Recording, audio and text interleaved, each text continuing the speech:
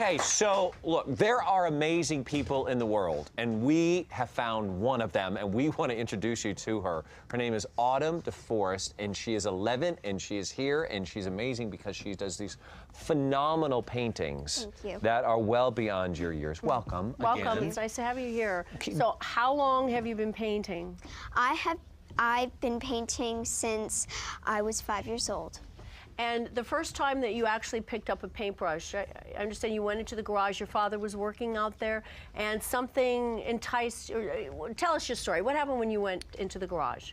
Well, my father was staining some wood, and I just hopped out there and I asked, could I mess around? And he said, sure. So I sat down with a little wood and some paint, and I just started, and I realized I focused on how much I loved it more than how good I was. And he turned around and he was so surprised, and I didn't quite understand what he was so surprised about. And my parents just kept putting canvases in front of me and some paint, and I started, and I loved it so much. Wow, what wonderful parents, by the way, to do that. We have some footage we want to share of you in action painting. Let's take a look at this, and here's Autumn. She is a child prodigy and has been called an artistic genius, and debuting on the Discovery Channel and selling more than $100,000 worth of paintings. Yeah, here's the catch. She's 8. I started just taking a little canvas, a little stain. I just started, and I realized how fun it was. My grandmother gave me a little Barbie from 7 Year Itch of Marilyn Monroe. DeForest, who spoke before a crowd of Benjamin School elementary students this afternoon, was the youngest artist ever featured at the National Art Education Association's annual convention. Her paintings sell anywhere from $1,200 to $26,000. In 25 years, I have not seen a child prodigy who has her own vision, who has such an incredible insight about the world, and also has the ability to show us her vision. I want to inspire others. I want to inspire others with my art. You're so amazing. Well, I thought at 5, almost 6, I thought, well, you know, I've been through my toddler phase, so I want to do something to help the world. Here's your painting, Miss Wendy. I hope you enjoy it as much as I love doing it. Bye. Yeah. Wow.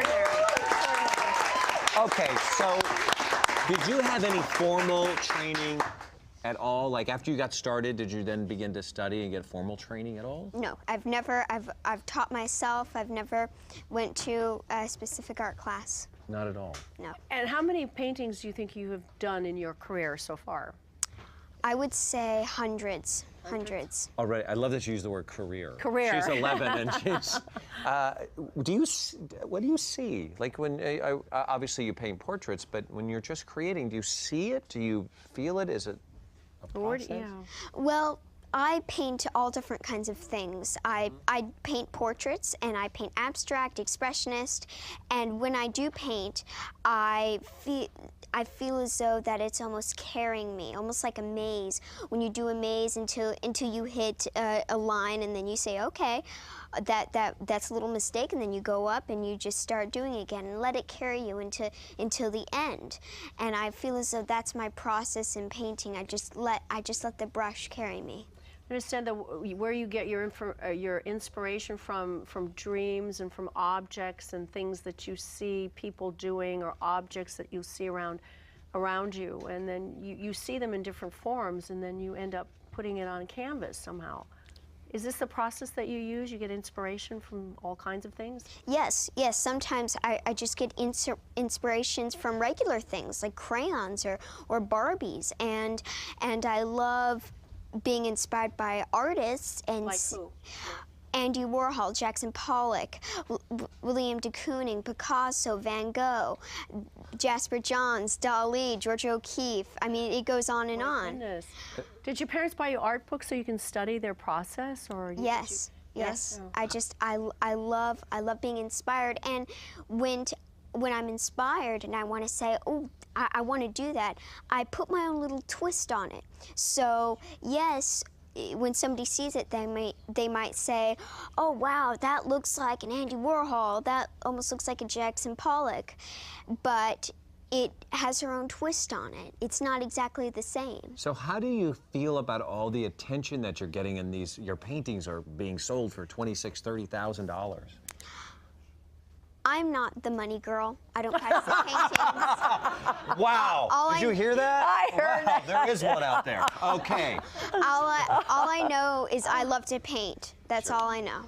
That's it. So, but do you shy away from all the attention that when No. you get? You enjoy the spotlight at least. You enjoy some of that. Yes, yes, but I love talking to people and I love explaining my paintings to them.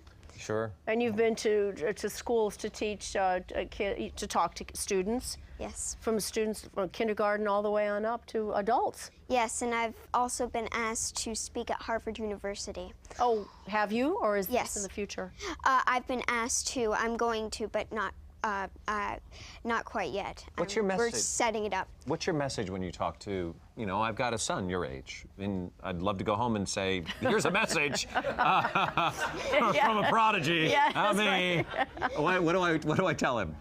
My message to kids would be, whatever you love, you can do it too. Whether it's painting, whether it's basketball, whether it's a sport, whatever you love, you can do it too.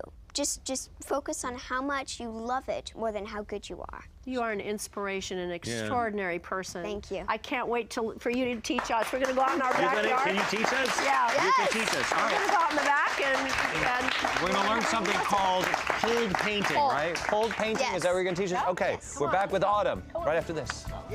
Let's go.